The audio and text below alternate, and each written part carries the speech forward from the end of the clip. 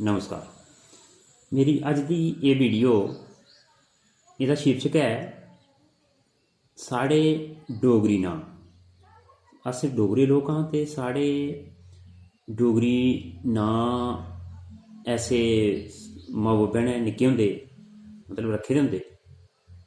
ऐसे ऐसे नाम तुस दिक्खो, मैं तुसेंगी सनान लगा केड़े केड़े कनेह् कनेह् नां जेह्ड़े ओह् मां बब्बै ने बड़े बड़े प्यारे नां होंदे न, अच्छे नां न, प्यारे नां न, माऊ ने रखे दे माऊ बब्बै ने ते बड़े शैल गै नां ने, कोई गलत नहीं।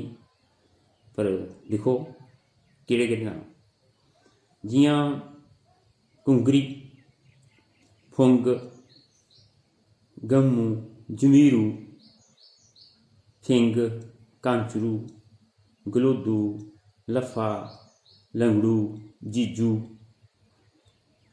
भांगड़ू, भांगड़ू पता नहीं कोई भांगड़ा गै नचदा रौंह्दा, किंगड़ी, गद्दू, गुच्छू, बोंगड़ी, चूचू, चग्गरी, छिंदी, पींजू, किकरू, लोकू, पित्ती, दौलतू ते गरीबू, गोला, गोलू, मकोड़ू, मक्खनू, छुन्नी, चूहा, केइयें दा नां चूहा होंदा, बिल्ला, केइयें दा नां बिल्ला होंदा, बिल्ली, बिल्ली भी बंदे दा नां होंदा, ते बिल्लू, बिल्लो, बिल्लो एह् कुड़ियें दा नां होंदा आमतौर।